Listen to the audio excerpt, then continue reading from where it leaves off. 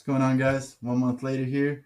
Today we're going to be talking about just a monthly wrap up. That's it. Favorite comics, favorite stories, favorite covers, anything that we're looking forward to in the future. To my left here, I got Carlos.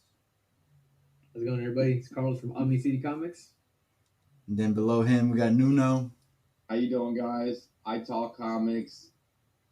And then right here, we got Matt. Morning, guys. I'm making me breakfast. Matt from Talking Pop Culture on Instagram. What time is it in Australia, Matt? It is just clicked over 7 a.m., but I've been up since 5:30. 7 a.m. That's not too bad. He hasn't eaten breakfast yet, so we'll let him eat. The sun isn't even out over there. No, it's not. This is not light. Nah, but yeah, month of May has been pretty good with comics. Recently, by recently, I mean like an hour ago, I read Radiant Black 4, and that's just blew my mind. But I'll let Carlos talk. We won't spoil Radiant Black for Matt. Sorry about that. Spoil it. Come on, guys. You want to hear it. I want to hear it. Nah. I'm at 3. I refuse. But go ahead, Carlos. What's you got? Yeah, man. May has been. It's just been good for comics. Overall for me, like you mentioned, I read Radiant Black the night that it came out. It blew my mind.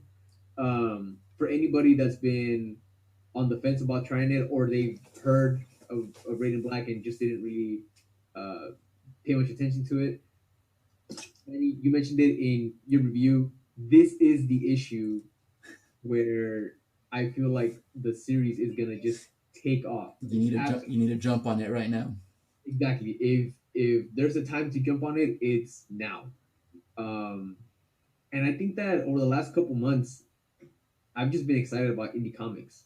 They have my heart right now, and that's what I enjoyed about May, and even going back to April because we didn't really get the chance to do a monthly wrap up for April, but these past couple months have been indie comics for me, and that's Radiant Black, Shadecraft, which is another title that is really starting to pick up, and it's just a wonderful story. It's got very concise writing.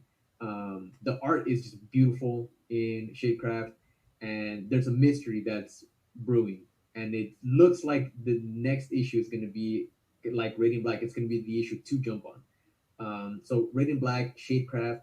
My love for Noctera is still there. Thanks to Manny, I picked up Eve from Boom Studios, right? Yeah. Manny, Boom Studios. Boom? Yeah. Um, I wasn't initially gonna jump on that one just because I'm reading so much stuff, but Manny said you have to at least try that first issue, and it's another adventure that's just starting. So yeah, I've I've been excited about indie comics, and that's what I love the most about May. Indie comics. I feel like that's where it's at right now in terms of great, great and consistent storytelling. I still love my, well, primarily Marvel. I'm starting to get into DC, a little bit again, and I still love my Marvel titles. But as far as like consistency, it's in it's in indie comics, man. I love them.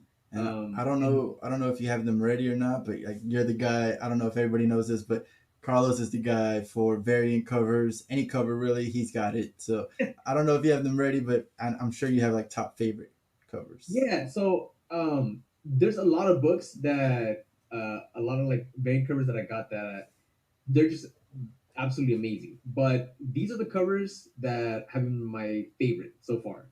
So for April, because again we didn't do the April wrap up, um, another title that I've been enjoying as So well. Carlos had him ready. Carlos had the I knew it. I knew he would. Randy, that's why you had to ask. I know. I did. I've been loving nonstop Spider-Man. Um, it's just been an absolutely amazing, fun, dynamic, explosive kind of take on Spider-Man, and we haven't seen that. We've talked about it before, um, but I think that this cover is the epitome of just action, adrenaline, and it's this one. That's a beautiful cover. Yeah. Well, who is the artist on that? Like I always think like Ozarko or something like that, but I know that's wrong. So the artist on this one is Ozakai. yeah, but I always get it wrong. I don't want to. Butcher it. I just started following his art actually. Uh, and I want to make sure. Apologies that I'm not prepared. Okazaki. Okazaki. Okay. Yeah. Okazaki. Ozark. Yeah. This is this this is one of the dopest Spider-Man covers in a long time. I think. I mean, there's been a lot of good Spidey covers that have come up, but this is definitely one of the most. Better than the that red one. Huh? Better than the black with the red Spider-Man drawing on it. The color. Oh, I gotta say they're different. You're talking about Gleason? the webhead cover from Patrick Gleason, right? That's my cover for the year for me. You know, it came out. It came out last year in December, but it came out literally towards the absolute end of December. So I'm personally counting it for this year as well. Yeah. 2021. Huh? Yeah, man. But anyways, that's my Spidey cover for the month of April, and um, got a lot to thank Manny for these last 2 months. Dude's been making me get into some titles, So I don't know if I should be thankful or I should be sending you a bill, man. As long as it's not spending my money, I'm fine. I'm good. I picked up and got into Captain Marvel because Manny also sent me a message and he said, "Hey, I'm gonna jump on it." I knew that the new somewhat storyline and status quo for Carol was gonna start with her taking up magic to combat a I don't want to spoil anything, but basically she needs it to like save the world. And I don't think it's much of a spoiler since it's been out for a while now. Like she's seen the future and she's trying to prevent it, basically. exactly. And one of my favorite covers is actually for when she first gets the dons the new costume when she's gonna be taking up magic, and it's for issue 28 yeah. variant by Belen Ortega, and this cover is just beautiful, man. The Doctor way Strange pose. And Yeah. like Wanda, Yeah. like Wanda and Doctor Strange pose. exactly, and I love that we obviously get a nice little character shot of All the magic users. It, all of the magic users. it got like that. It got that cable feel. You know that cable cover with all the circles with Deadpool in it. Dominic. Oh yeah. Yeah, I never even made that connection, That's a but good you're right. connection. And one of the awesome things about this cover that just blew my mind was the awesome detail, the star. Her Captain Marvel star. It's almost like I don't know, her magic in symbol. Yeah. So that was a really cool touch. I'm surprised they didn't do hexes because they always do bloody hexes instead of circles. Oh, that would have been nice. But I That feel like that's more like Wanda. Wanda, yeah. But I just really like the touch of the star. One more. All of the covers, by the way, in black have been fire. And that's a beautiful one. Absolutely fire. But this one by Goni Montez is amazing. The fucking color work on this, man. Like the shading and just how bright and how much life it has in person. I love it, man. Yeah, that's for April, and then very quickly, my favorite one so far for this month has been this Black Cat cover. Oh, nice. That's a random choice, Black Cat. Honestly. You know what though? Just everything about this cover. You got that awesome skull, this color work, and they just Black Cat being Black Cat, man. Nuno and Matt, have y'all read this issue? No, I read issue 1 of Black Cat and that's it. Okay. is it any good? Y'all are missing out. It's Black a Cat. good. It's a good like little in between like the big ones like Radiant Black. You read Black Cat to kind of calm down, then you go up to the bigger ones like Eve and Indies basically. Indies are the So new the Black Cat is like the '90s Black Cat or like a new Black Cat? What do you mean No, by so- 90s? like 90s, like the costume and stuff. I see that it is kind of does look like it. Oh, for yeah. There's only like very slight changes, but it's still the same Black Cat costume. It's still Felicia. Mhm. But what I'm loving about the Is Black she, Cat, is she promiscuous in it? No, no, no, no. uh, what I love about the Black Cat run is that Pepe Larraz has been doing the covers for every issue, Yeah. and they've just been consistent, man. I think it's gonna make a beautiful, beautiful collection once it's done. Um, and then my other favorite cover so far has been this one for Daredevil. It's not even a Yeah, variant; I've seen a lot of people show that cover. Yeah. just a regular cover. Um, Marco Cicchetto has been, I mean, perfection. That's Any, that's really all that I can say. anytime Uh, Chichetto draws Spider-Man, that's I'm like, all right, well, I'm gonna buy this issue just yeah, for the cover. Like, yeah, absolutely. And Daredevil is another thing that I've been enjoying so much, and one of my favorite titles for both April and May. Like I mentioned, indie comics have my heart right now, but when it comes to Marvel comics, Daredevil has just the whole run has been consistent, and it's picking up even more steam over the last 2 months with you know Elektra still in having the costume. Daredevil mantle, and I thought that after that it would kind of slow down for a little bit. I was afraid that it was going to be kind of a gimmicky kind of thing, and she was going to be Daredevil for like 1 or 2 issues. But no, man, an amazing story is building. Um, so those have been my favorite covers. There's a lot of other stuff that I enjoyed, but I have to say off the top of my head and just a quick recap. Um, yeah, that's been my go to stuff. Um, the only and Silk, actually, that's what I've been extremely excited about in April and May. I don't know how I haven't talked about that. One of my favorite covers as well has been all of the covers for Silk by Ji Kyung Lee. Those are amazing. I didn't bust those out just because those go back a little bit more than the time frame that we're talking about. But the fact that Silk has her own title again, loving it, man.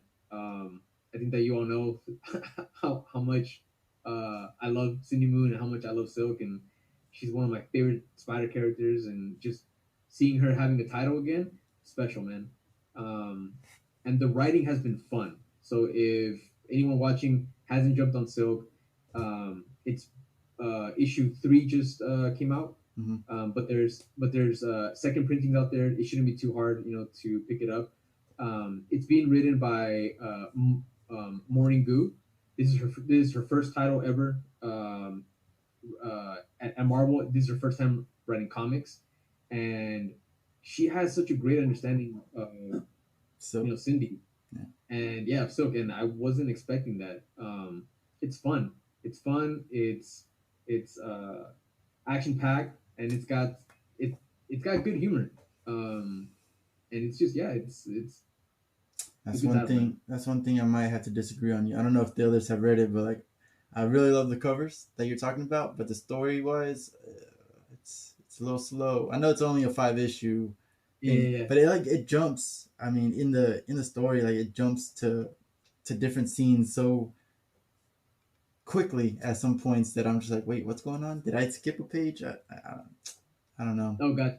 Yeah. Yeah, I mean, But I think it's still gonna be a good story. Otherwise, I don't yeah, regret buying them. But for sure. for once, I don't agree with you completely. Um, and before I pass it off, there's one more thing, and I was saving this until the end, just because me and Manny have agreed 100% on this. There's like absolutely no disagreement in this. The title that you guys all have to get, and probably the best Spider-Man title I right now is Spider-Man Spider Shadow. You guys have to read that. It's absolutely phenomenal. Probably gonna shape up to be one of the best like Spider-Man stories told. It's a what if storyline of what if Peter stuck with the Venom symbiote back when he originally came back from the Secret War storyline, and it's just a darker take on Spider-Man.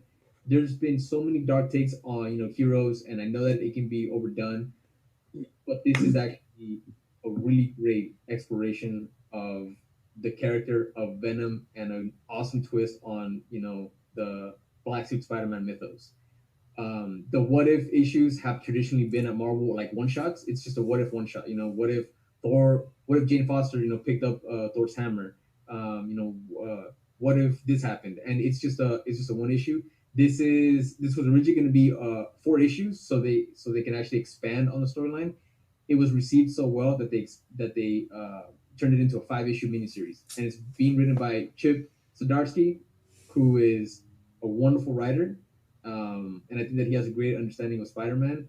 And seeing this darker take, chef's kiss. So yeah, that's our recommendation from me and Manny, and that's what I got for my recap and what I've been excited about. Nuno, please clean the palette. Nuno, talk about something else, please. Jesus, I mean, I haven't read nothing. This guy talked about everything that dropped just now. Like, the only thing he didn't mention that's new that dropped was Star Wars: The High Republic, which I'm enjoying. It gives us a look 400 years before the movies and stuff. So I know we're not all huge Star Wars fans, but I'm totally digging that. It's issue 5, I believe it's out now, and it's a nice pace. A reoccurring character is Yoda. You get to see him. He's like 50 maybe, like in human years. Like he's still not young Yoda. He's still like 45-ish, but he's like running around. He got a little bit longer hair. Like it looked pretty cool. So and I'm liking the feel of it. They got like different Jedis that you see in the Clone Wars and in the movies. You see them creatures or different species as actual Jedi. So it's cool to see that because you only mainly see humans in the cartoon and stuff, and some like different species. But I've been reading Radiant Black. I didn't get on to issue 4. It's been amazing. Love it. I was hoping that it like starts picking up more, and then boom, you guys said issue 4 is like, get on it. We're refusing to talk about it. Refusing. Yeah. My complaint was going to be like, I wish it picked up a little bit more, but I guess I missed the train by a few, so I have to get on issue 4 for sure. And I've been enjoying it. And I wanted to say, like, to follow up a little bit of what Carlos said about he's into indie, but like it's kind of a trend as well. Like television's into indie as well. It seems like a lot of like indie stuff is like you don't have to be coming like Bridgerton, for example, which my wife watches. It's a book series that's kind of independent. It's not like J.K. Rowling's or some big writer. That's some like independent little thing. So I think television is going and enjoying the independent route too, like Jupiter Legacy, Invincible. Even though they're a little bit bigger branches and umbrellas of comic corporations, they're still not the big guys. Yeah. I read Jupiter's Legacy, Jupiter Circle, loved that. After I saw the show, I wasn't like sold on the show too much. Like it was a little mediocre with their superhero stuff, and like we get one major fight throughout the whole show. Not gonna work. So I wanted to see what this was about. So I went and dug into the Jupiter's comics, excellent comics. I just want to tell anyone who's interested in maybe checking it out, the Netflix show, which is like 8-9 episodes, I believe. It's like the first issue is about 20 issues, and I swear it's like 10-15 pages is what you see in season 1. And like the last 5 pages, I guess they didn't really want to include it in there, but they might be drifting a little bit away from the comic too. It's definitely worth to check out. Like even if it's just a digital read and you can't find it out there in a while. And Manny mentioned in Carlos that there's a new one dropping of the comic. So that's going to be interesting to see how they adapt that.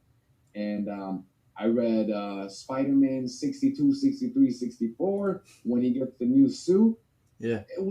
It was a little bit like kid friendly, like as far as the writing and in the intro, but I dug it. Like it's kind of like a Doc Ock kind of like, I don't know, like a little different kind of suit. I'm digging it. Like Stop there, don't keep reading it.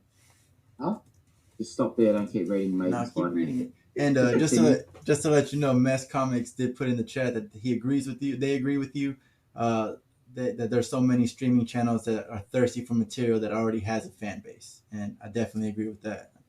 Yeah, man, because when Carlos said the indie, he's been reading a lot of indie, made me think like, darn gosh, like everything is indie, Invincible. You know, like I said, my wife watched Bridgerton. That's also like a novel, so we consider that comic novel. We all read those. Everything is indie kind of, and it's good stuff. It's good stuff. Like, And no, sorry to jump in there, but also, dude, Netflix, Sweet Tooth is about to Yes, yeah. yes, can't wait for that one. That is as much as I love Jeff Lemire. Yeah. I would have never expected for this to be a show that would be picked up to be adapted, for television. But you know what? I'm so excited. I refused to watch it because when it first came out in comics, I said, this is going nowhere. And I didn't pick it up. And now here we are. So. Yeah, so, yeah. I had to look it up. When I saw it, I had to look it up because I do recall it, and it was like a little baby creature looking thing. But when I saw the trailer, I was like, what the hell? So I agree. There was another comic that I was going to... Well, Jupiter Legacy with Netflix, kind of indie as well. We got The Boys, indie, and they're doing great. I mean, yeah, it's pretty much indie season out there. You know what I mean?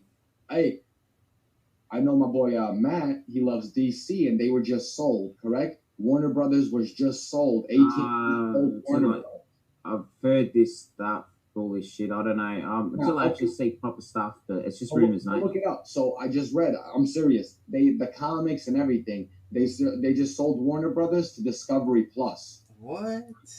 Yeah. Did the deal actually go through already? Because I know it was in the works. I also haven't. So it hasn't gone through yet. I think it has. What I read, it says that Warner Brothers has sold it, not like working out a deal. And I read that a few days ago. I wonder what that means for like HBO Max, because I know Discovery Plus has its own channel, like its own. I think it's gonna be like Hulu and Disney Plus, because Hulu and Disney Plus are together too.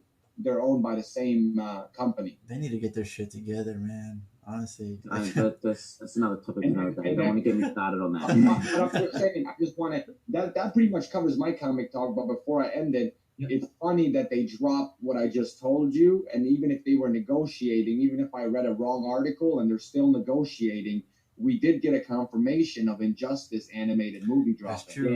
Yes, I heard that one. That's coincidental. Like they sell, they're negotiating, and boom, a new project that's going to bring in money drops. Right. Yeah. But so that's pretty much my comic pool. I just been doing some soft reading. I gotta start hitting it back up. I definitely want to get on Radiant Black because you guys don't want to spoil it, and I want to get spoiled because I don't mind. But refuse to spoil it. No, yeah. I want to watch. It's my favorite book at the moment. Oh, so. I did want to say I read that.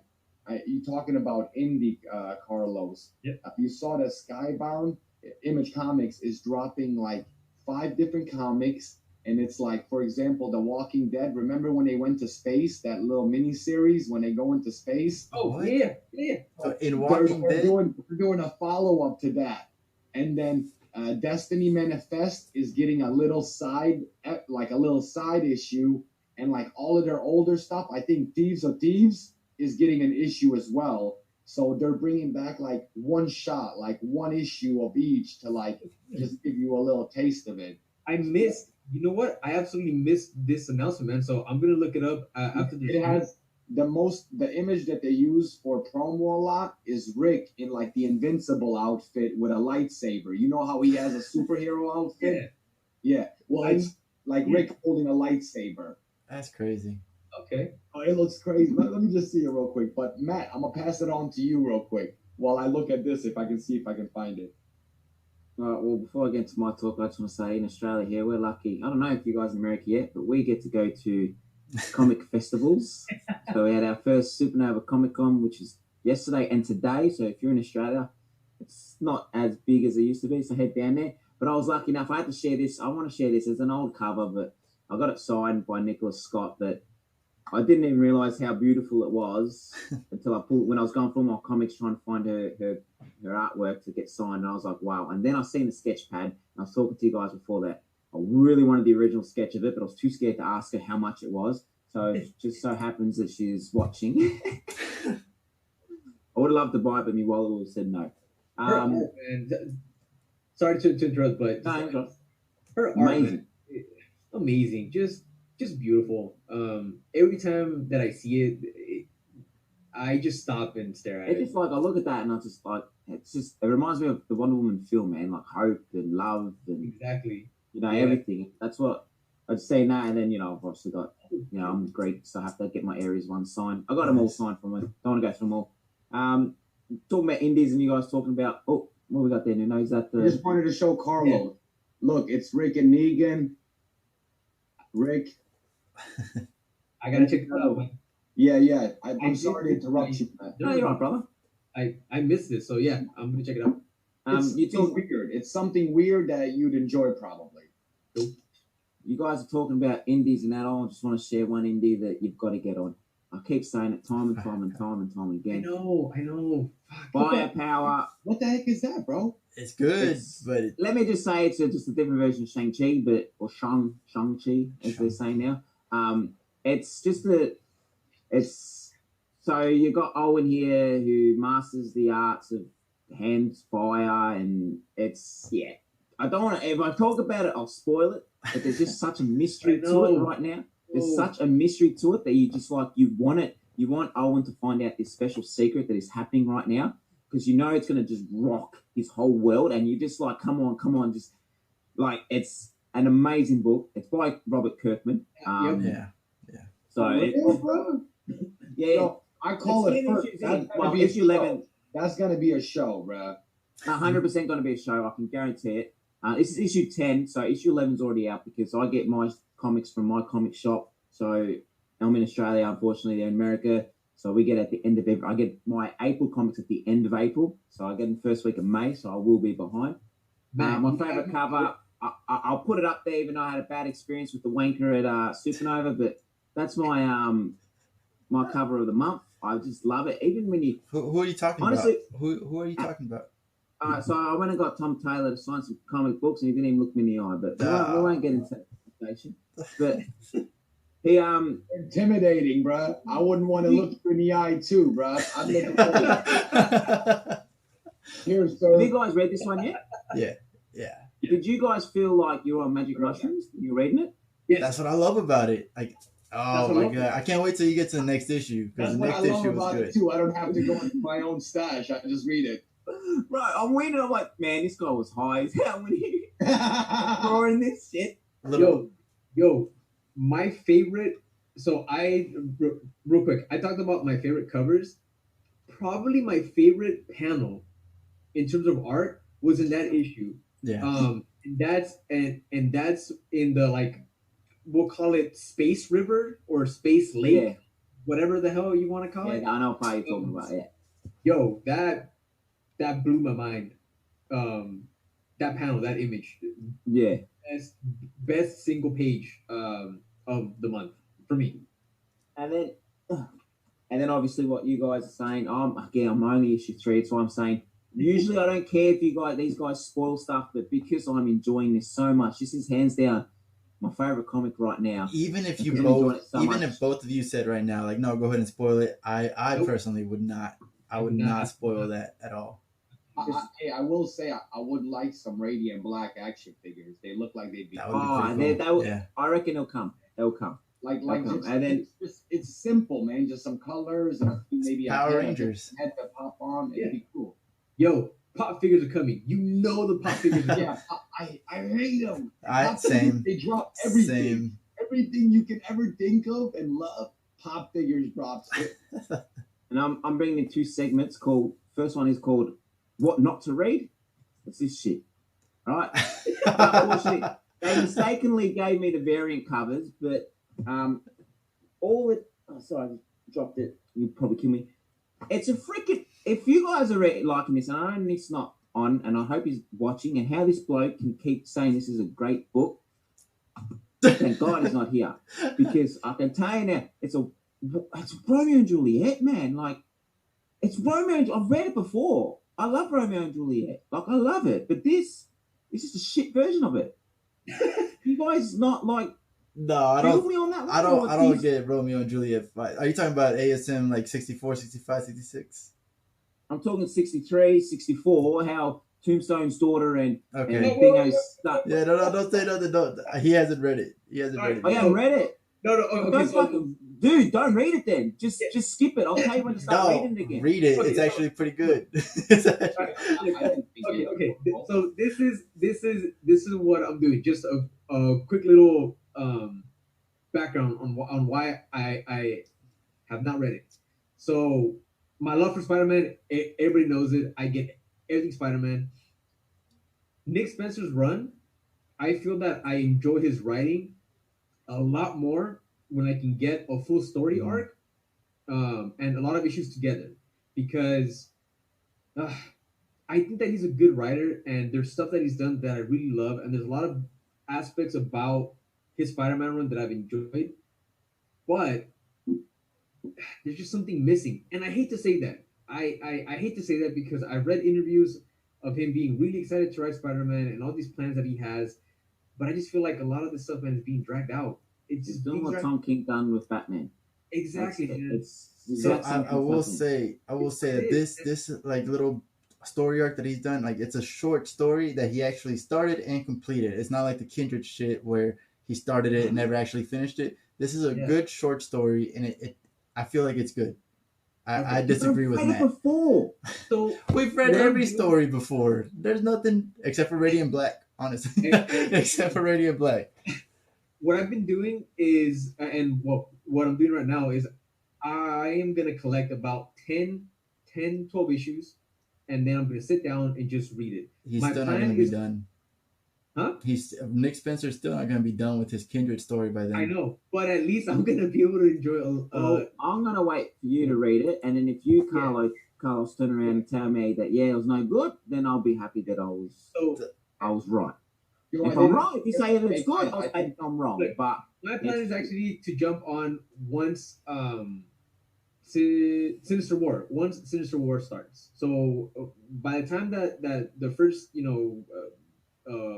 one shot, or I don't know if it's gonna be it's gonna take place in the main title, but it's also gonna be like event books, right? Where it's gonna be like 1 of 5 or whatever, or 1 of 4 for Sinister. Anyways, whenever that starts, that's when I'm gonna start reading all of the single issues.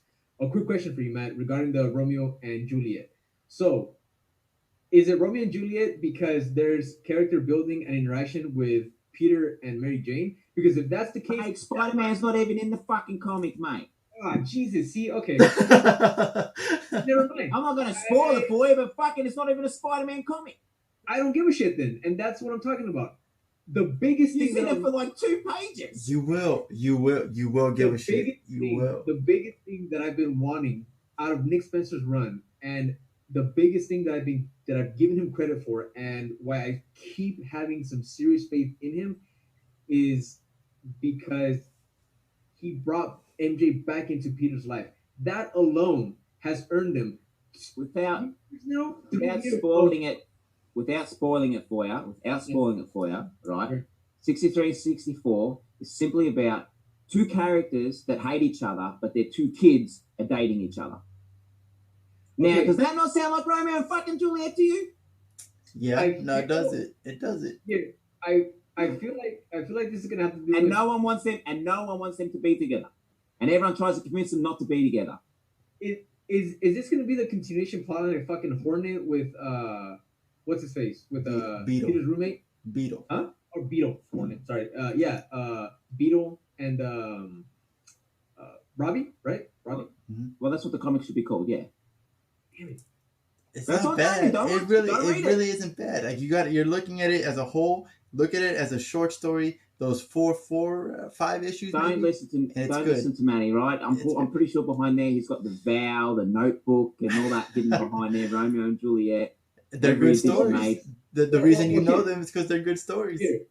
Here, I have no problem saying that I'm a sucker for romantic plot lines in my comics between the characters that I love. dude, if these 5 issues were literally just about Peter and Mary Jane going and getting pizza, watching movies at home, having a picnic, and then Peter shooting up some webs so that him and her can look up at the sky and the stars, dude, I don't Yeah, need 100%.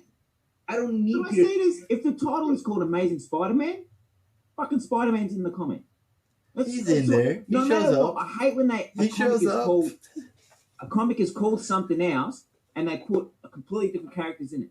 It's like, mate, I'm here to watch or read Amazing Spider-Man. I'm not here to read about two other characters and their relationships that I'm sure is going to build into something at the end. But to me, I'm reading it thinking this is going absolute nowhere. This relationship helps Peter find who he is. He needs to come back to he needs to center himself without spoiling anything. It's not even in the freaking comic. How does it bring him back to? You're not reading it then. If you don't see Peter, you're not reading it. Here. Sorry, I see some black and blue Spider-Man. I don't see no red and blue Spider-Man. All right, here. I will get back to you once I get to those issues. Just let me know. No disrespect, Manny. No disrespect. No, full disrespect. I'm gonna take this man's advice over you guys. No, man. One thing. Full disrespect. I think you're wrong and you're racist. Yo, I just wanted to say one thing. Before I forget it, Matt, I didn't even realize that Manny's wearing a Central City T-shirt. Wasn't he like ranting how much he loved that Impulse reveal and stuff? Like he was fanboying for it, right? That guy that's like, bro. Hey man, that's great. That's great stuff. Yo, Matt, before I forget, I'm sorry, Matt. Go ahead. Say what Matt, finish up because we have to talk. We have to talk about that fucking promo shot, man. Yeah, so one more thing that I'm gonna add is the buy of the month. All right, mine wasn't a comic. I bought this at Comic Con. Supernova Comic Con. I couldn't say no. It's just beautiful. Oh, that's sick. Yeah, I like that. It would have been better if it was Charmander, but it is what it is. Yeah, that's cool, man. Hey, man, I had every. How much was that? That was 30 Aussie dollars. Oh fuck! How much American is that? I'll get a converter out for you. But they had like for $35. They had what's his name? Baby Yoda. I was so tempted to get it. For those, 35 is $47.18 US cents. Hey, bro, I'm gonna be honest. It takes about at least $20-$30 to make it. So there's not a lot of profit they made off of that. Heaps of people bought them. They just. They had Blastoise, but I went Squirtle. No, that's dope, bro. I didn't want to go Charmander, Charizard, because that's everyone's favorite. He's my favorite. That freaking shit ass promo. Is that what we're talking about? Are we? Wow. Can someone get it up on a shared screen? Yeah, I can try to get it up. Get it up. Give me 1 second. This show has just gone from shit to the sewage farm, mate. It's now the sewage farm. Please tell me you've got a picture of the comic and you've got a picture of. Yeah, I got it right here. That side to side. It's loading. Here we go. I've never in my life seen something so bad. There you go. Oh shit. Hold on. Is it showing? Oh my god. Hold on, it's not showing on the screen here. Got technical difficulties. Give me 1 second. Let me do this. Oh, Nuno. Yeah, Nuno's got it. Nuno has it. Do the pose. Do the pose. Do the pose. There it is. I got it up right now. You guys can't see it, but I got it up on the screen share for the Twitch. Yeah, that's bad. That's yo. All right, so online, like when I first saw this, before I even jumped on, bro, this look funny as hell. when I jumped online, before I even started turning to Instagram, Facebook, Twitter, all of that stuff, my first thought that came to mind was Party City. Yeah. And sure enough, when I got online, that is the exact connection that people are. This would be a great cosplay. that would be great. But it's a TV show. Like you can't do this. You can't. This sucks, man. And I'm sure it looks great in person. Dude, look at it. Just look at his face. Look at his face. Bro, what is he doing? He tried too hard. He tried way too hard. This looks like a fucking new Nickelodeon superhero TV show. Yeah, yeah. It's Dude, just I just can't believe the whole what- pose, like it's just bad. And then Nick's saying, "Oh, the costume looks great." Da, da. Yeah, but look.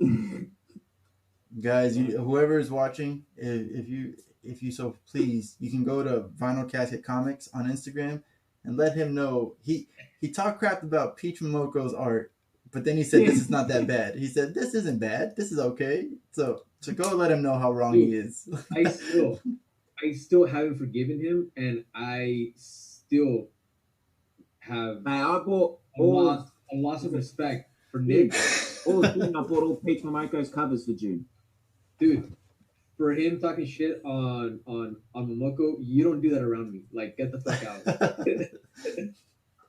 But like I said, he thinks this is good. He thinks the Flash show is good. And he's a different breed. Talking about the shows, you guys watched last Superman Lois episode? I gave up on CW completely. No, I'm okay. done. I'm done. Manny, Watch look, it. Nope. Watch it. Nope. Watch it. Nope. Watch it. You Yes. Have you seen Carlos? Have you seen the last episode?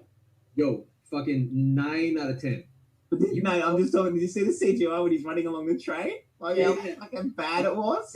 Hey, It Manny, was so bad. But man, Why? say what Carlos says. I'm gonna wait for the whole show to finish. Yeah, there you go. Then I'll watch it. Yeah. That's what he Seriously. says about the comics. Look, I will say this though. Look, I stopped watching CW anything.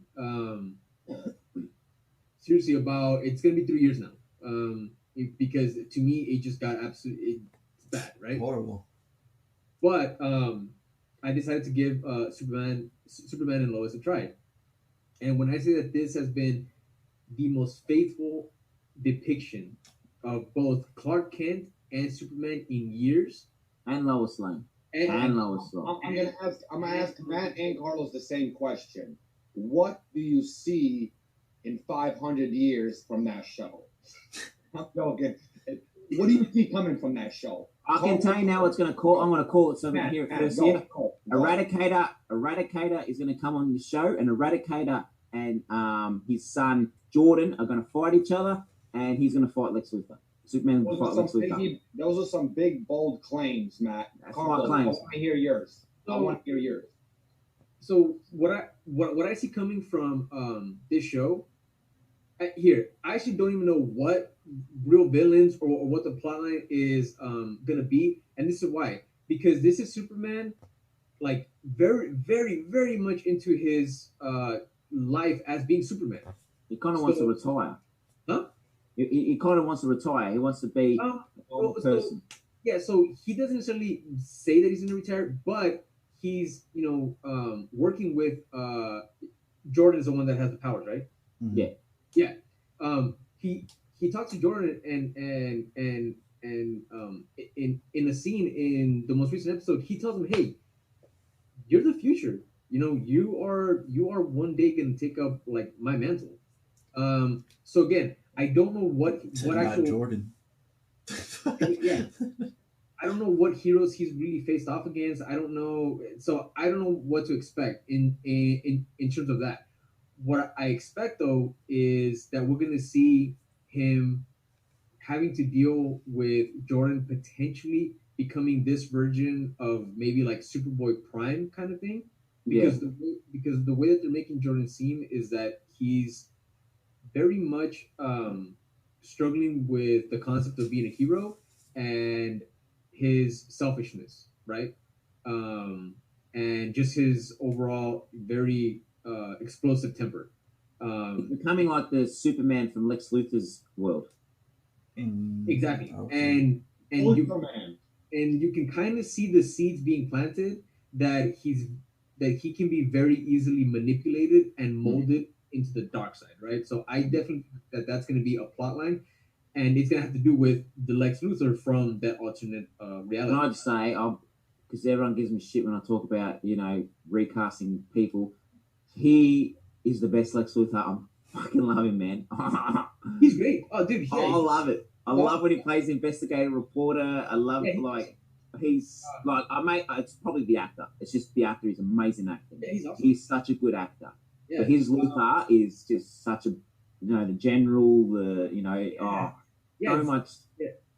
it's great. But anyways, the big point that I wanted to make out of everything that I'm like going on and on about here, Manny, is that you should give it a shot because Tyler Hoechlin plays a great, inspiring, heroic, and Superman that just wants to do good. And there's a particular speech that he gives both of his sons in this episode that you're like, shit, that's Superman. And his acting is phenomenal. And the actress, I forgot her name, that plays Lois though, she's amazing. She's fucking brilliant as Lois, man. She brings that grit to Lois Lane, that adventurous spirit, and that can do. I'm not gonna back down, and I'm gonna chase this story no matter what happens and no matter what the danger is in the pursuit of truth and helping out people. Dude, all of those things are present in Lois. I see that. And I'm telling you, man, you and your wife will love it.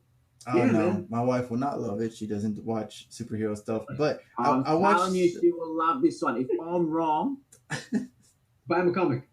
I'll buy you a comic. And you have to send it, Australia. I'm not paying I'll for just buy it nothing. from my comic shop and just direct send it to you. It's fine. I'm but- telling you, she'll love it. Yeah, but Manny, their relationship works, man. And you know what?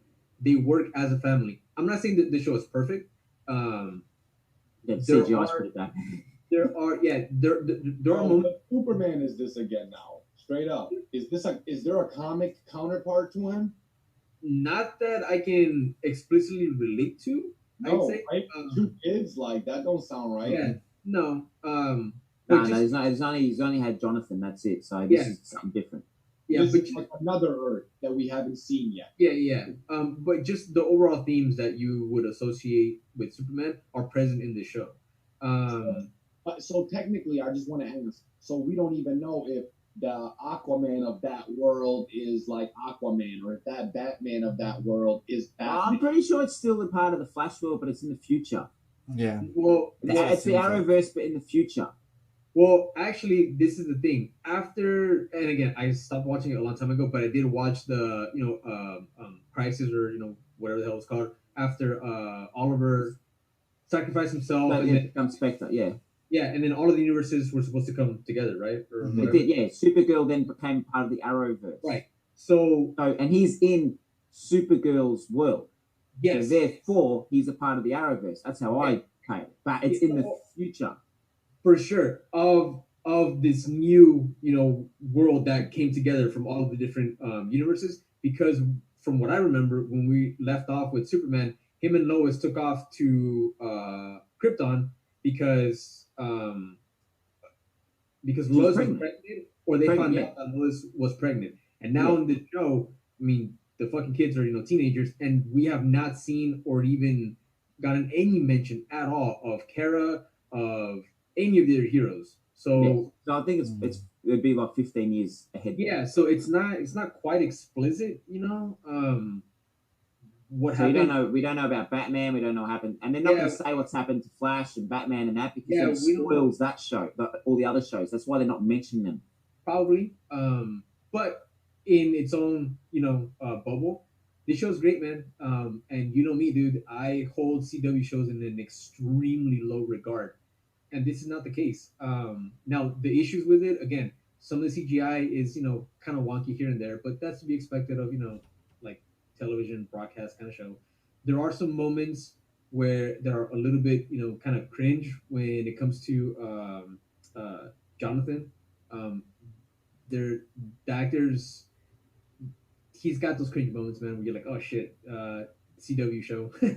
But overall, there are way more positives than there are negatives, and I guess that actually is one of the things that I'm excited about for this month, is that Superman and Lois came back. So yeah, that's cool. Hey, I just want to say, you guys are talking about Superman. The number one hard body scene in Jupiter Legacy is when Sheldon, Utopian,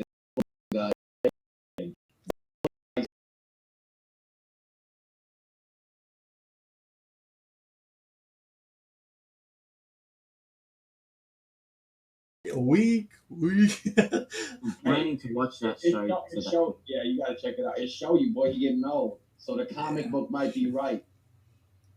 Yeah, that's true. I've still got 2 more episodes on that overrated show called Invincible. So overrated. Okay.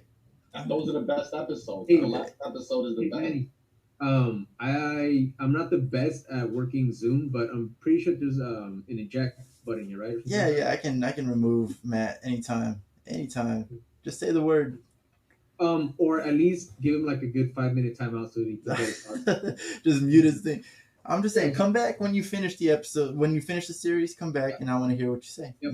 We'll talk about it. I told you after that episode 5 with the guy that ends up becoming bad, the guy that he helps and becomes bad. Titan? I love that. Titan. Yeah. That and episode the gangster was... music goes in, he starts killing all the Bloods and Crips. That pissed me off. That pissed me off because it actually tricked me. Like, it actually, I was like, this guy's got good. me. I honestly thought he was trying to help him, and then that's when I said, you know what, this show's actually all right because it tricked me. Keep watching. Keep watching. Hey, the street in me was like, hey, he about to come get him Invincible, man. And I was like, no. No. All of that good stuff. Not here. But there are instances in life in which that's just wrong. And you strike gold, my friend, because that's hard. That's hard to do in life, man. When you're just wrong, like objectively, you're wrong. Your opinion is not for it's just null and void. Why not? Again, I'm not, paying out a bloke because he's not here. Nick said it's a great show, but he also said Birds of Prey is a great show. Nick is right and wrong a lot. He's in both spectrums, all right? Nick. I don't know. All right. Nick is either right or he's wrong on whatever subject. He's never in the middle. And there's no in between. No in between. He needs to come back on the show already. I just did a top 10 with this guy that I'm doing with Mark. If he's watching, comics_ in Grod we trust. Go and give him a follow. He reviews comics as well. We did a top 10 DC film, and I'm not gonna spoil it, but like top 10 of all time, and he put fucking Birds of Prey in there, and you should have seen. You gotta watch the video to see my reaction because we didn't tell each other what our top 10s were. We just read it live. What did he put? And when he said Birds of Prey, I tell you, Birds of Prey. Kicked him out of here. Yeah, no, that's Birds of Prey. I would say Birds of Prey is not. Yeah, I had forgotten about it. I was about to say it's not that bad, but then I'm just like rethinking everything that happened, and I'm like, wait, no, this is just shit. This is not good. But look,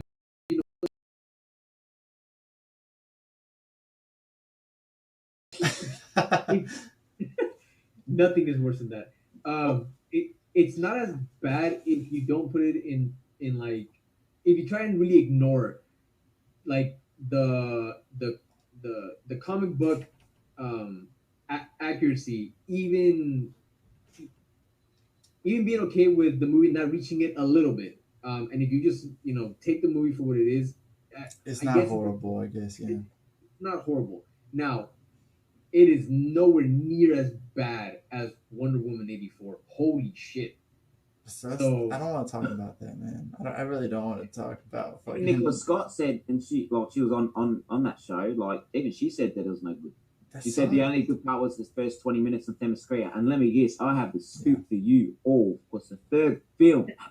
Yeah, I got the scoop, baby. But, bro, and the third film, I can tell you now, I reckon we're going to get it all based on Themyscira. That'd be cool. And look, you're right, Manny. I don't want to get into the subject because there are a couple of things that I want to talk about, but I do just want to let it be known that the first Wonder Woman for me is in the top 3 of the DC films that have come out. It was not that hard, but okay. Yeah, I had it. Sure. But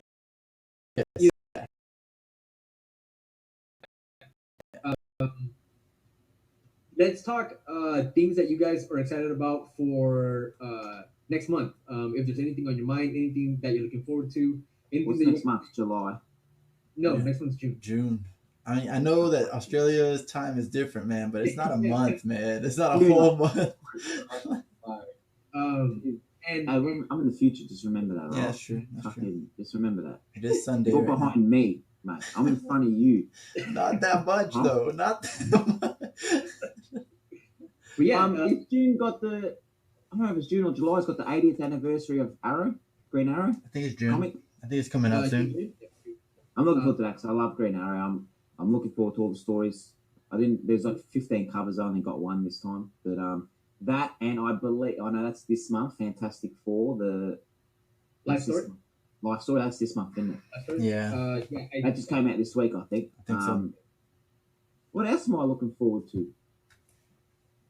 Man, well, you and the one that you recommended me was that this month. That God, no, it wasn't God. What was it? Good Luck. Good Luck. Yeah, that one. Good Luck is next month. Next month. So Yeah. I'm looking forward to that one because you recommend that. I've been reading up on that, and apparently it's looking to be good too. Yeah. More indies. I've put on more indies on my pull list, so I'm just looking forward to getting more of these indies because they're all the ones that are just killing it right now. Yeah, man. Indies. Yeah. It's Like, slowly growing. Like I'm speaking- losing the DC, and I'm adding more indies, man. And like I'm adding more Marvel as well. But yeah, I'm loving the indies, man. I can't wait definitely for Seven Secrets, Firepower. Oh, I can't wait. No. Nice. So one thing before we started this, I did I sent you guys like a post that came out by comic book Contagion on Instagram. They were asking what's the best theme song from Power Rangers, X-Men. Power Rangers, man. Eh, Hold on. Power Rangers, X-Men, Spider-Man, 90s, and Batman Beyond. And I think that's why Nuno, I'm just putting two and two together. Nuno's got an X-Men hat. He had an X-Men background when we first started. But it's Whitney Houston. No, no, no, no, no, no, no. No. Man, Yo, come you're on. wrong. They stick for Yeah, Whitney Houston, you're man. wrong. That's the song. Mighty Morphin Power Rangers, man. You got that guitar solo? That's the number one theme That's- out of all of hey, them. They Of didn't those put four. the Batman animated. They didn't put Batman animated series on there because they know that would have won.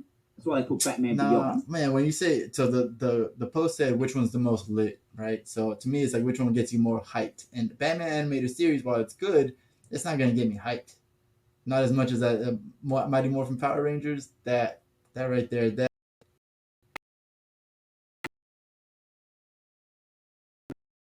that's three. Man. More than Batman. Dude, objectively, Go Power Rangers. for me, it has to be X-Men. Like, dude, there's nothing more. How Like, does X-Men go again? Yo, hold on. Well, I don't know if I can put it on. If it's How on does X-Men Zoom. go again? Let me. Look it To up. be honest, I can't remember X-Men one. The X-Men one has a good drop. I'm gonna tell you right now. The X-Men one has a good drop. That's why it's number 2. Mighty Morphin Power Rangers guitar solo is so much better. Look, I can be very close to agreeing with you. I promise you, very close to agreeing with you. But X-Men, dude, it's just that X-Men, that cartoon, man, it Yeah. can't. There we go. That one. Yeah, that's it. We can't hear it because you're away from it. You gotta listen to the whole thing. You gotta listen to the whole thing. Yeah, I remember it. Yeah, man. For me, It's 2. number one. Number 2. And then you know what, man? Actually, you're right. I thought about it more, and Power Rangers is number 2 for me. Yeah. Again, could be very close to being number 1, and probably the only reason why it's not beating it is just because the X-Men were a little bit more nostalgic for me because I was exposed to the cartoon first. But That Whitney, baby, that Whitney, boy. but Power Rangers is epic as hell. Power Rangers, mate. You can't. You just.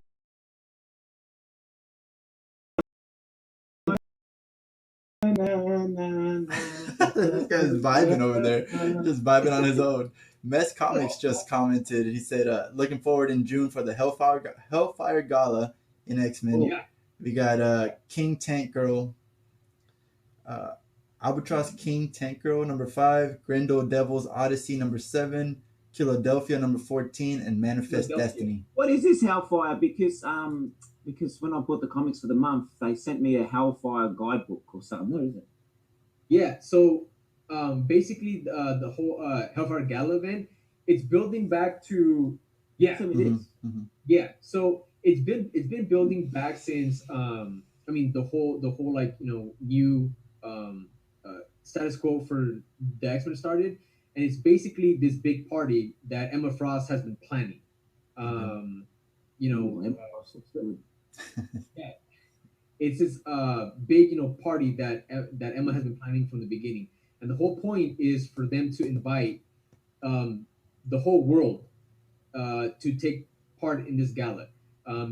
People, politicians of power of different nations, as well as the superhero community, and it's their way of reintroducing what mutantdom and what mutants and their position in the world is going to be. The fucking Okay. artwork looks pretty good. If this is the artwork, it looks pretty I good. think it changes Yeah. between books.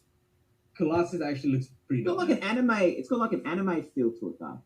Magneto got the jacket, or no, Xavier got the like Colonel jacket, like Napoleon jacket. That's right. Yeah. And he got like Wow. a fish, like a submarine helmet kind of thing. Like Psylocke, mate. The whole point really is that beneath the surface of all of this, it's Emma has something big planned.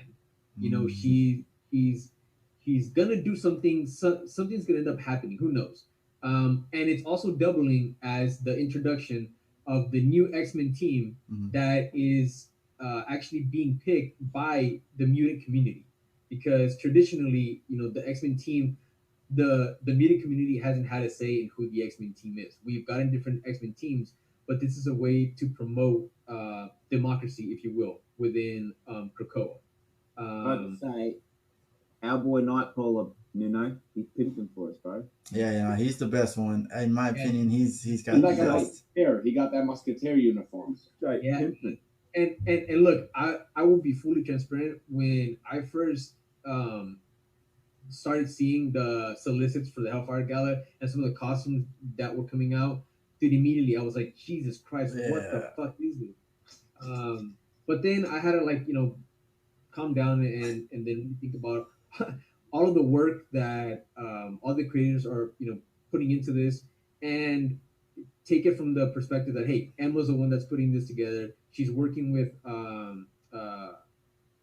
I forget the mutant's name, but it's like Carnation something, and he's It's basically like a red carpet fashion show. Like that's how I understood it. that's exactly what it Host is. Emma Frost invites you to celebrate mutant It's a culture gala. and to strengthen Karoka's friendship. Krako's the island, isn't it? Krakoa's Island, yeah. And again, some of the outfits, I still can't get over the fact that they look goofy as shit. Iceman. But again, man, this is supposed to be a gala, and I think that it's gonna be the launch point for the next Like Paris Fashion Week. Everything that most of the stuff is not usable. It's just like a fashion statement. Exactly. Whiz Kid looks like what's his name from Saturday Night Live that dated Ariana Grande. Fucking I don't like that dude. It looks like him, Whiz Kid. Look. Yeah. Pete Davidson. Pete Davidson, yeah, look. But yeah, So man. when Mortar's 21, when's that out? Huh?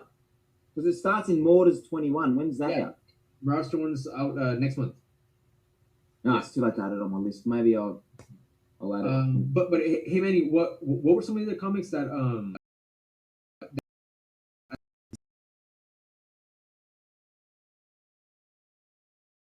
Said, Albatross, King Tank Girl, number 5, Grendel Devil's Odyssey, number 7, Philadelphia, number 14, and Manifest Destiny, number 44. nice? That's So- Never heard of him. Better jump on him. And he also Yeah, said that the Hellfire Gala is a refreshing idea, and it's nice that it's a crossover that isn't about the world ending. I agree there. Like we get too many world ending things. Exactly, and that's why I honestly reevaluated the way that I was, initially taking this event and what it's gonna be about, and I think it's gonna be fun, man. I mean, it's fucking Pepe Larraz on it, dude. You guys know my absolute love for Yeah. him, and the color work of Marte Gracia. His color work is I mean, it's just unmatched, you know. And the covers are all gonna look great. So I think it'll be fun. One of the titles that they mentioned, Philadelphia. I didn't jump on it from the beginning, and I've heard nothing but good things about Philadelphia. It's one of the titles that's been on my list that hopefully I'll be able to jump in at some point. I know that the issues are, I mean, the first 5 issues, I'm just not gonna find them anywhere unless I.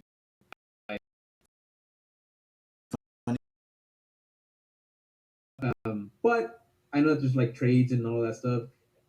I'm I'm hopefully gonna try and jump on it before it hits issue 20 because it's funny. It is on my list of books to get. I honestly I don't know any of the other books that they mentioned because like I usually just deal with the top two publishers and then Boom Studios and Image. So anything past that, I'm out. Never heard of absolutely any of them. Well, maybe we should get Not into even them. seen a picture nor seen anyone talk Yeah. about it. So no disrespect, me CD comics, but might have to jump on them myself now. 'Cause I like that.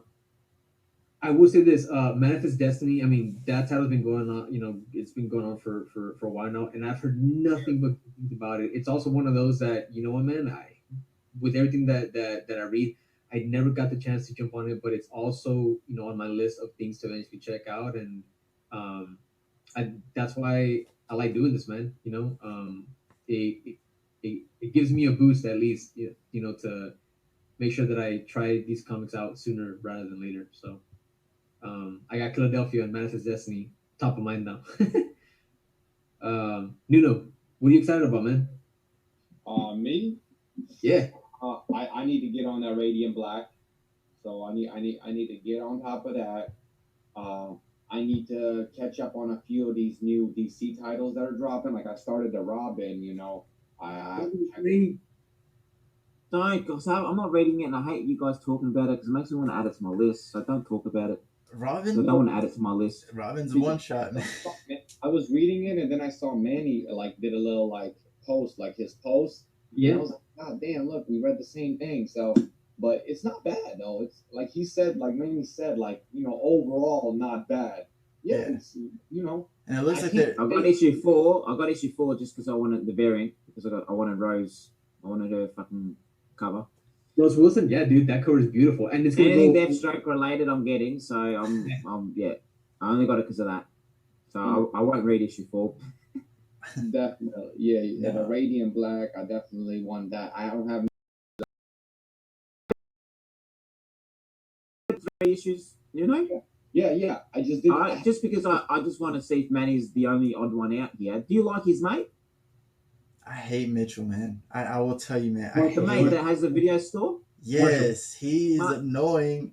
I hate him. But I wasn't asking you, Manny. I was asking Nuno. Okay. Well, I'm telling. I know you're bloody. Nuno was talking. We were talking about it.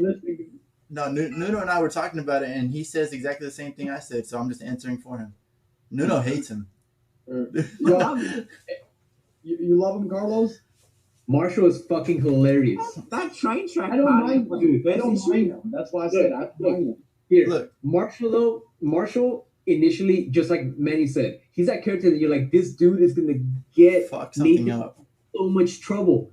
But I hate when something big happens and it's because of him. And Manny says, "Look, I told you, I hated him." No, man. So look, I will say in his positive, he's the only one. He's the one driving Nathan to do something because Nathan's not doing shit. He's got all this power and he's not doing anything. And he's over here like, I'm gonna name you. I'm gonna put your social media up. Let's go find out your powers. Let's go do all this stuff. And I like that about him. But other than that, his attitude, he's gonna be trouble. You know what I mean? Like he's gonna resent him or something. He's gonna be like, what? You don't deserve it or something. No. But look, I agree, Manny. What I've been learning so far is that on that point of resenting him, that's one of the things that I actually admire about Marshall so far. Yes, he's a problem kid, but I don't get any sense at all that he resents Nathan, that he's mad at him, he wants to wish him bad. Dude, he's there cheering him on like, dude, let's do this. You're a hero, man. I agree. I agree with that and everything, but I just got a bad. I got a bad feeling from issues 1 to 3. Like he hasn't Yeah. done anything that just. I don't like him. He's gonna do something. He's gonna fuck up. I It still. might. It might. He's gonna fuck up. He's gonna mess up. Right. No, sorry, man. Keep going. Yeah. No, My not at bad. all. No, don't worry. Don't worry. Well, Besides Radiant Black, I have the few titles of DC that I have to catch up on, like how you guys were talking about it on the last stream, like the ones that are branching out from Future State. I haven't even touched those at all, so I need to catch up on those. I mentioned I like the High Republic. It's like something different to just read. You know, some Star Wars. Have you read Darth Vader? I'm reading Darth Vader Star Wars. I love that one. Yeah. Yo, and I'm reading. I just read the Bounty Hunter. It's Boba Fett. Bounty Hunter ties or Bounty Hunter blood ties. He sprays himself black. Calls him. 2 years ago, I got a Bounty Hunter one. I was just called Star Wars Bounty Hunter. There's a new one. You gotta check it out. There's a new one, bro. They did a new one. It's Boba Fett, Bloodlines Bounty Hunter or something, and he goes into an arena and to capture like a bounty, he spray paints himself black because he doesn't want to be recognized, and he enters the competition as Django. His father's name is sick. So I just been the Star Wars been hitting, man. They've been doing a decent job. So, but I really just want to focus on the indies, like Carlos said, and I have been starting to reread Invincible to just get refreshed and more comfortable with what's going on. But that's about it. Like, keep it simple. And I do want to say on live that I do use Manny, Carlos, and Matt's little posts and stuff, what they're reading, to determine what I'm going to snatch up. So I might not have a plan, but these boys help me find a plan. So appreciate it, fellas. Of course. I will say, I do like Star Wars, and I like the movies, and I like the shows, and I follow. Like I'm about to start watching Bad Batch. I cannot go into the comics because I'm gonna waste so much money. Like I know myself, and there's too many things happening in Star Wars with the comics. I was like, I'm not gonna do it. I'm not jumping in on that, no matter how much I want to. But I would be getting Dr. Aphra, Darth Vader. I'd be getting High Republic. Darth Vader's good, man. I'm glad Matt's Darth reading. Vader's the only because Darth Vader's my favorite character, so it's the only one I get. 'Cause I'm not a massive Star Anakin Wars is fan. your favorite character. Come on, man. And you read the old Darth Vader, right? Mate, I'm not a diehard Star Wars fan like all the people were at Supernova dressing up like how freaking Luke Skywalker and sword fighting each other and shit. Like, I'm not that extent Star Wars geek because I actually like Star Wars 2 and 3, like the prequels. I like all the movies. I know a lot of people hate on them. All the Star Wars diehard fans hate them. I loved them. And I loved Darth Vader and I love Anakin. Maybe not baby Anakin in the first one, but the second and third Anakin I liked. So I love Darth Vader, and I only got his comic. I tried that Bounty Hunters. I got 2-3 issues in, and I was like, because I don't understand the worlds and all that stuff like other people, like the hard geeks. But Darth Vader, I love it because Darth Vader was pretty much picking up from the one where he tells, I can't remember which film it is, where he tells Luke that is his father. So it's between those two movies, and he's actually punching on with the Emperor in this one. Like, I like it, man. It's really good. Okay. But So get it, man. Get Star Wars, Darth Vader. Just get that one. Don't worry about the other ones. Just get that one. That's the bug. You know, that's what started with fucking Carlos. He's like, hey, get this indie, and then now look at me. I got like 4 or 5 new indie titles, man. You're gonna have to put a wall up for indies now, like yeah, exactly. This shelf is There's one indie. This question is I do have to DC. ask you, because I'm trying to figure out, is that a Star Wars game that your son keeps playing that when you put on Oh his yeah, channel? no, that's the VR, so you can buy that for your system. You have PS5, right? PS5, yeah. Yeah, so you buy the PS5 VR, and then they have the game, and you can even fly, shoot, and lightsaber it. I think the game is $59.99, and I think the glasses and I think you get the remote with the game. You get like a little lightsaber looking thing with the game, but 100% it's for PlayStation 2, for PlayStation and Xbox. But you got to buy the glasses and game. Right. So whatever price it is in America, times that by 4, that's how much it is here. Nah, bro, it's not that bad, literally. And on top of that, How much do PlayStation 5s go for with you guys? 5. Well, they're 5 if you want the disc version, and then 4 if you get only the. But they're not in stock anywhere. Yeah, when they were in stock, 800 here. Boom. I What need- the fuck? 800. Oh my god. $800. And people sell them for $1,600 on eBay. All the scalpers. How much American is that? $800? Yeah. It's That on- it. but those are like scalp prices. They're like starting in Australia, man. No, 800 was in the store. That's what I'm saying. Yeah. They're starting 800 in Australia. Like for us, they're around like 800 is 593 American. Oh no, dude, that's good. That's good, Carlos. oh yeah, that's right. The stores. That's why I said, what's the conversion? The Yeah, stores right. do $30. Right. They want to make $30 on it. No? And sorry, that Pokemon toy, I when I said $30, I wrote that in the wrong section. It's actually $22 American. Gotcha. That makes more sense. I was think- like, yeah. I That's feel like Yeah, that Pokemon toy was 22 American. No, I put 33. You should have bought the Baby Yoda, the Grogu. You should have bought him too. Go back right now. Sound Go to back. America. Go back, boy. I can today, but I'm not there. Go, bro. Why not, bro? You paid for it. If you see Homeboy signing again, Because you like, know hey, how much pay freaking attention lining to your up you have to parents. do? And they do the whole meter thingo, and they've got a certain amount of people can go into here, and mate, well, fuck And that.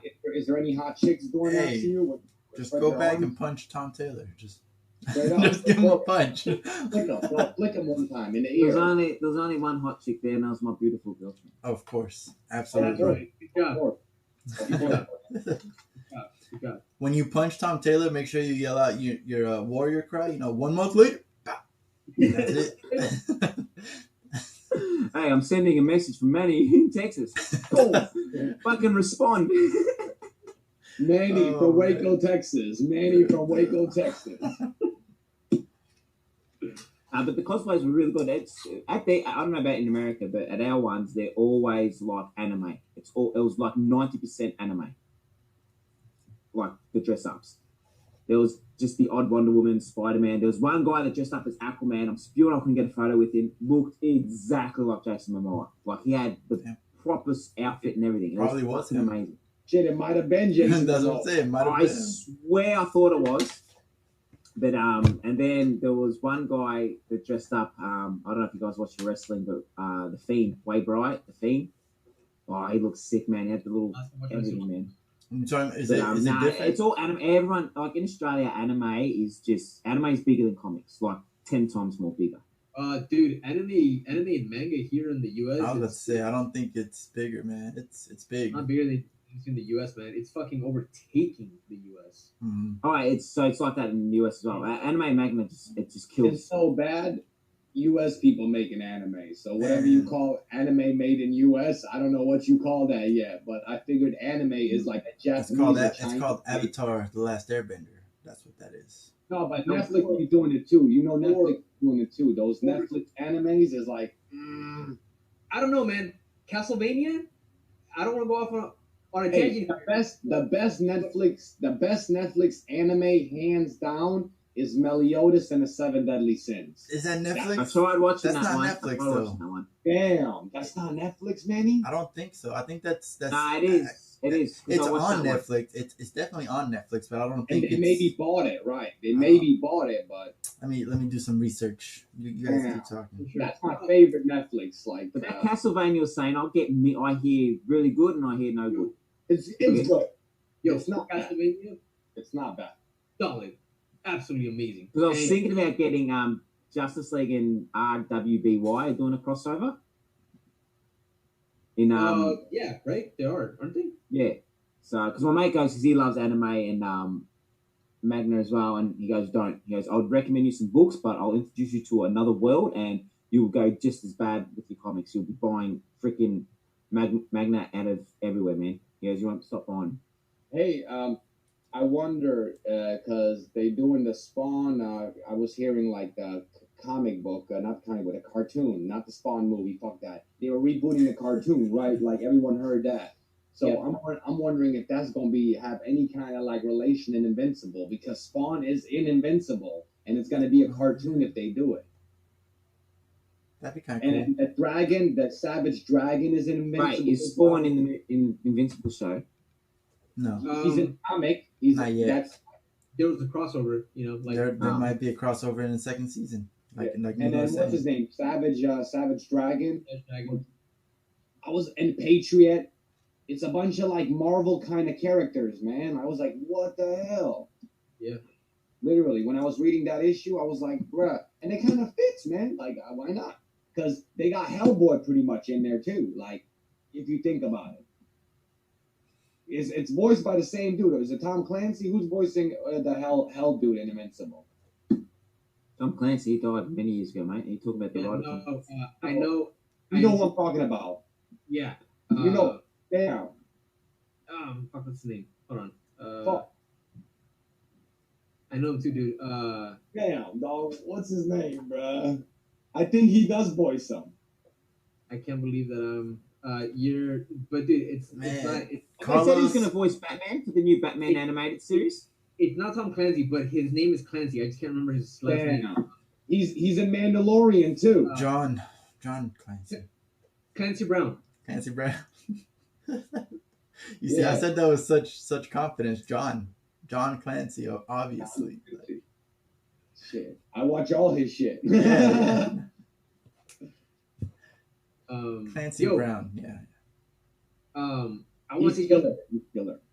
I want to take just a quick 2 minutes for anybody watching or anyone that's gonna listen later on to just some titles for people to put on their pull list, to maybe try out. Because you don't want to get caught, new comic book day and trying to find some of these titles and. You sure you're trying to take the fall for a bunch of wives yelling at their husbands for spending money? You sure you're ready to take the fall? Because now it's people, even if it's 5 people just watching, that might be like out of 5, 3 are men, and their wives are gonna kill them because you just suggest all these comics. We've all seen the post. It's not no more comics. It's no, comma, more comics. Yeah. Exactly. All right, so. So the first one, and I think that a lot of people are already aware of it, but I still want to, throw it out there. Who knows? Next month, it's going to be the release of The Nice House on the Lake, issue number 1 from James. I could not find that for some reason. That's too late, isn't it? It's too late to order that, isn't it? I can't find it now. Not even issue 2 for July or whatever, or June. Are you sure, bro? It's you're reading. You're also I'm trying to look through all the DC's thingos on my comic shop. I couldn't find it. But anyway, continue. Go ahead. Yeah, go ahead. Sorry, no, you had a question? Yeah, I was just going to ask you. I forgot to ask you. You're reading Something is Killing the Children? Dude, I'm reading it, but That's going to be a movie, right? That's going to be like a show, right? Yeah. So I'm reading it. Unfortunately, I missed out on a lot of the issues because, again, I was just collecting so much stuff at the time. How many issues right now? Because I keep seeing people posting, and I didn't pick it up. I didn't. I'm pretty high up. It's an issue. I think it's getting into issue 10, 13, something like that. Yeah, I think it's past. We're on the same page. Okay. But dude, the amount of issues the amount of covers that get pumped out for that, man, is. Bro, everyone that posts it is another cover. Like everyone that I see posting, I see so many different colors. And the problem with it is that kind of like Manny, I see some of these covers, and if I follow it vigilantly, I want every cover. I want all of them, every single one, every single cover. I figured I'd ask because we haven't talked about that title. Yeah. A lot of people posting them. They're like blue covers, red covers. You know why we're not talking about it? Is because that's another one where I saw the first issue, I had it in my hands, and I was like, this is not going to go anywhere. And I put it right back, and I left. Now I'm pissed. So I actually have I have the first 4 issues. Like I have them. But then I just dropped off from issue, it was issue 5 to issue 9 or something like that, and then I've just been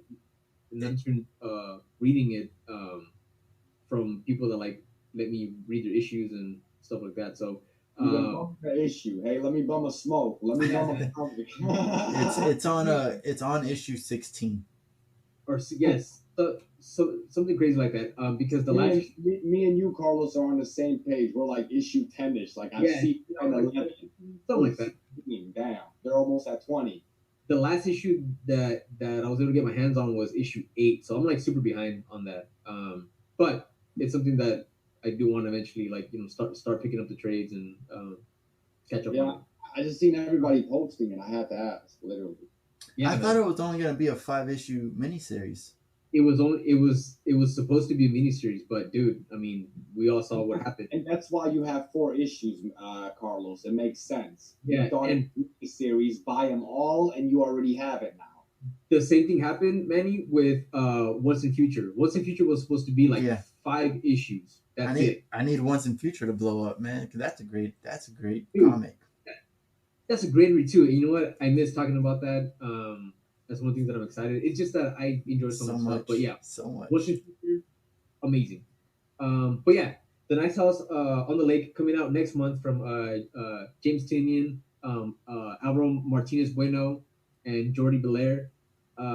It's James Tinian, man, doing some more horror. From everything that I've read about him, about James Tinian, on how excited he is, the story that he has, in his mind, the preview artwork, it's looking like it's going to be a great like horror slash thriller slash mystery kind of storyline. It's 12 issues, and this is his biggest creator, like individual creator owned kind of launch of his career. There's been more than 100,000 issues already ordered for this.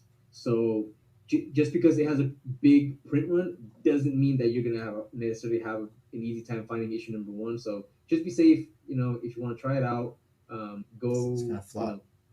Call your shop up and tell them, hey, put an issue to the side.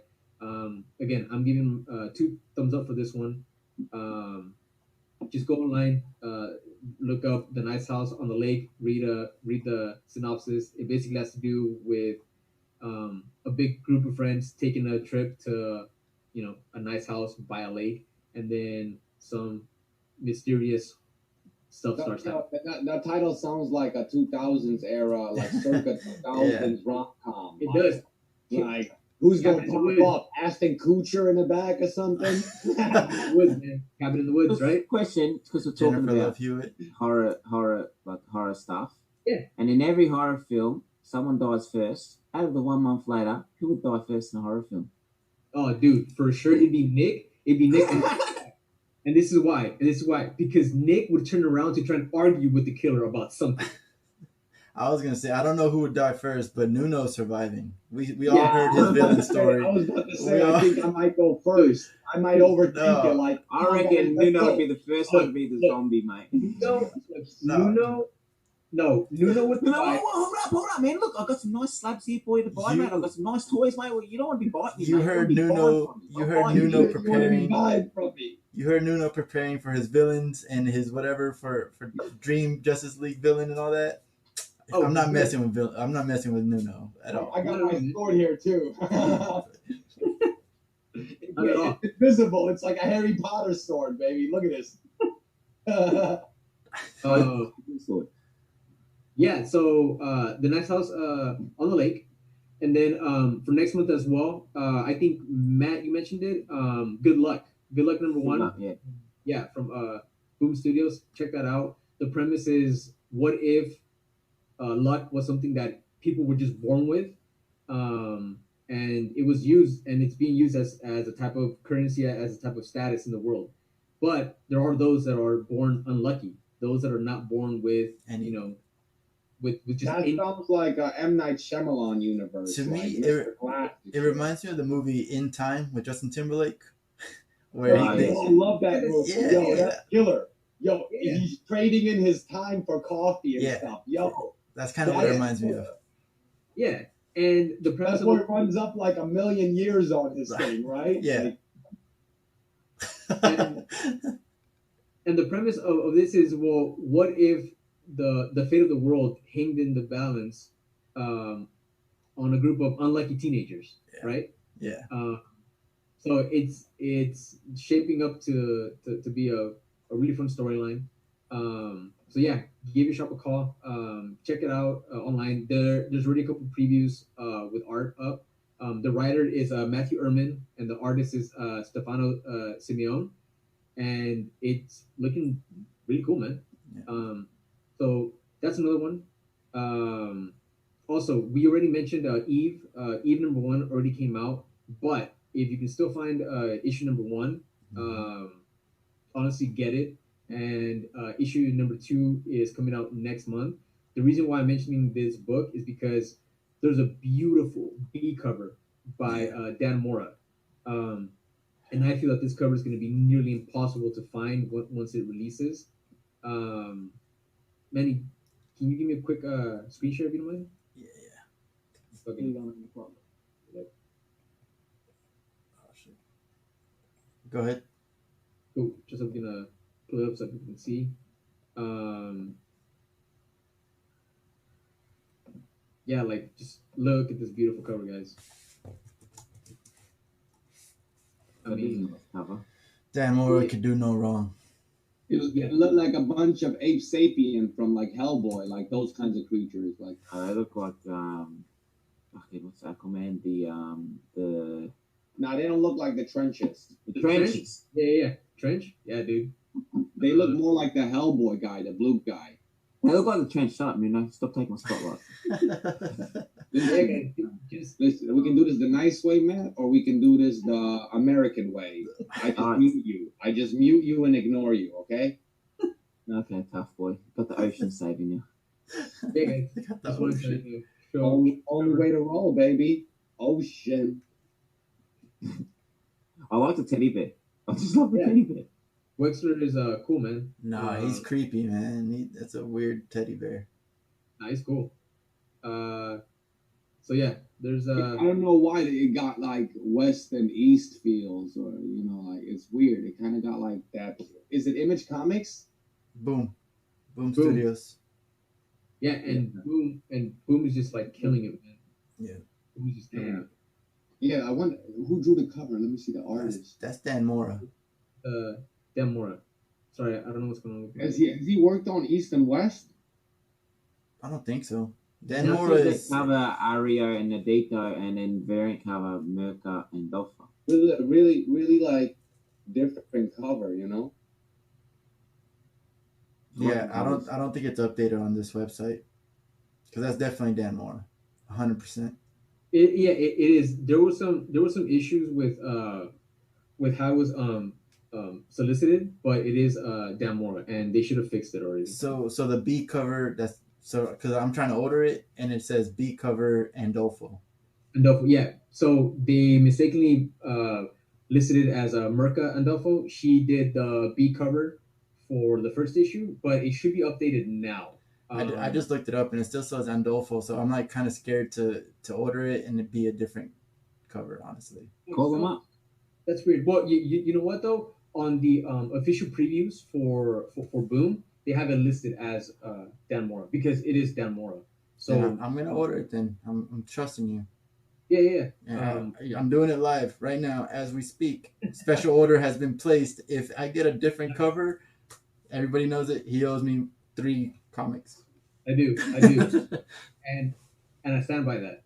But yeah, that coverage is beautiful, man. And again, Eve is a great title, post-apocalyptic, but it doesn't seem like it's going to be focused on it being dark. No, it's an 11-year-old girl. She's 11, right? Yeah. I feel like she's gonna be pretty inspiring, honestly. Yeah, I feel like she's gonna be extremely inspiring. The writer, Victor, and I hope that I don't butcher this, but Victor Lavalle, I think. He was inspired to write this story because during COVID quarantine, his wife is actually a journalist, and during the time that everybody wasn't able to be out and about, and everyone was quarantining at home, his wife ended up having the time to focus on writing about environmental issues, right? And Victor has a new I can't remember if it was a newborn or he does have like a son or daughter, but they're young, and through all the writing and research that his wife started doing and how passionate she became about climate change, he started thinking about what that would mean for the future of his kids and for just the future of the younger generation. And he mentioned that he's not an amazing journalist like his wife, but that he thought, how can I tell a story about you know um, global warming, pollution, the environment, and what we can do about it. And he writes comics, so he decided to turn that inspiration into a book, and that's how we get Eve. That's pretty And cool. it's an inspiring story. I think there's gonna be a lot of hope behind it. And again, I gotta thank Manny for this recommendation. So if you guys get a chance, call your LCS, put it on your pull list. Get that beat covered because I feel like it's gonna be really hard to get. I think so too. Yeah. But anyways, that's all I wanted to share for. And before we my bad. I was just gonna say that I'm surprised you didn't mention the Scotty Young book that's coming out. Wait, that's in June. It is in June, huh? Is it in June? Yeah, I don't know if he's it's June or August. Is No. he drawing them like Funkos, or is he actually drawing them? Who? What are you talking about? Scotty Young, right? You said Scotty Young? Oh, this is another comic book, Scotty Oh, Young. this another comic. He's writing it. No, yeah, Manny. The reason why I mention it is because the me you love in the dark, right? Is the title? Yeah. The me you love in the dark. That's coming out on August 4th. August, God. But still, you know what? For all you people out there that have the same situation like Matt, where you have to order 2 months, ahead or whatever, there is a book coming out from the same team that did Middle West. Mm-hmm. One of the titles that is just very dear to my heart. Seriously, one of the best comic book stories that I've ever read. Middle West, yeah. Yeah, it's from Scotty Young and Jorge Corona. They are launching a new title called "The Me You Love in the Dark" from Image Comics. That sounds so pinky. The me that you love in the dark. You know what? It's actually supposed to be a kind of romance story. So who knows, man? But a quick little preview on it is an artist named Ro retreats from the grind of the city to an old house in a small town to find solace and inspiration without realizing the muse within is not what she expected. Fans of Stephen King and Neil Gaiman will enjoy this beautiful, dark, and disturbing story of discovery, love, and terror. And I don't know where I read it, but like it said something along the lines of Scotty Young actually went and like rented a like an old abandoned house and stayed in it just so he could be able to write this story from his perspective. Honestly, like, so that was cool.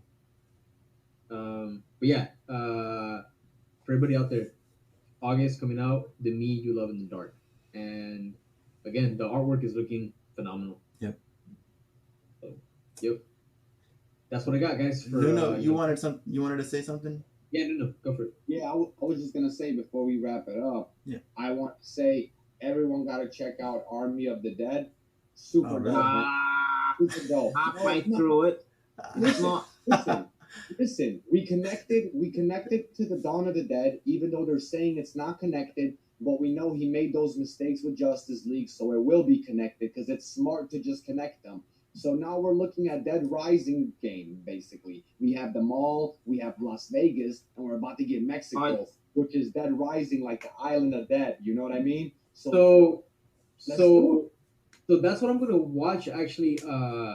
Like maybe tomorrow night, because it's on my list to watch. But I can say now because I've been watching it for because obviously when I went to Supernova we had what's his name there, Zack Snyder, and he talked about Army of the Dead. I'll get this up here. So I got a picture of my missus with Army of the Dead there. Nice. And then as you can see here, there's our boy Zachy. Q&A, ask questions. But yeah, I was psyched to watch it. I've turned it off at an hour and 20 minutes. It goes to 2 hours and 40 minutes, just so you know. God. Yeah, 1 hour intro. It's a 1 hour intro. So you got to give it another hour. I was saying just something.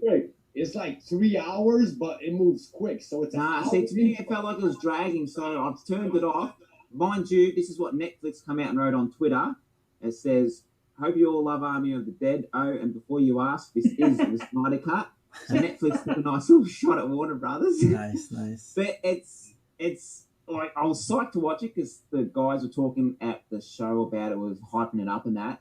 So I don't know if I was hyped out, but after an hour and 20 minutes, I can say to you, I turned it off. I thought, you know what? I'll watch the other hour and a half later on. At least you're gonna finish it. At least you're not gonna. I will finish. Okay. The missus is going out today, so I will finish it today.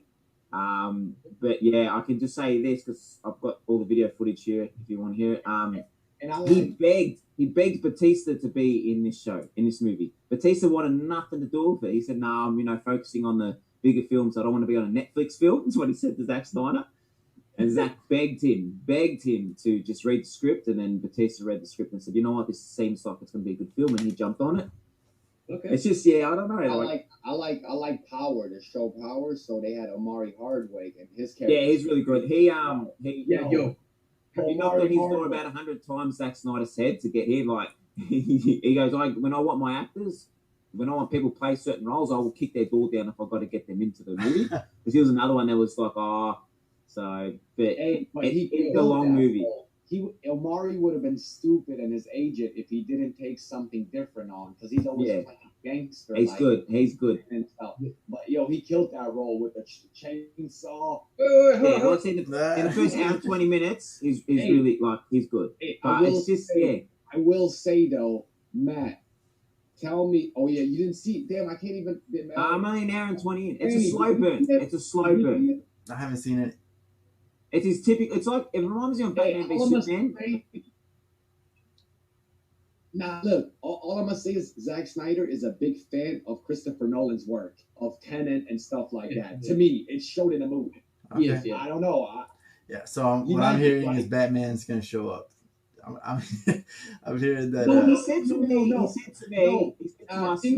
think more of like videography, like, elements of little scenes between two characters, for example. You'll be like, I've seen this before, but it's definitely paying homage. Like, it's kind of like some scenes. Like, I like them. He says in it that he leaves a lot of Easter eggs for other stuff, and he said like I said, I don't know, I haven't seen the end yet, but he says when the big zombie at the end, like you'll find out when you watch it who the king zombie is. He goes, when he dies, watch at the end when he dies what happened. That's it. We're cutting this.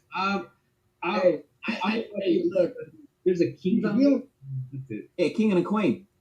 And there's also a Jack, a Joker. Yeah. They're just more advanced zombies. They even have monsters and aliens and robots and all kinds of stuff. These zombies, they're actually smarter than Nuno. All right. Bruh, hey. And a zombie tiger. Snakes, No, you guys are fucking with me. No, I'm not. I'm serious. Sharks, they got it all, bro. Watch it and let me know what. Like I said, I'll watch the rest of it today. But it's like like Batman v Superman, how he had the music going. On a trailer. I just saw a trailer.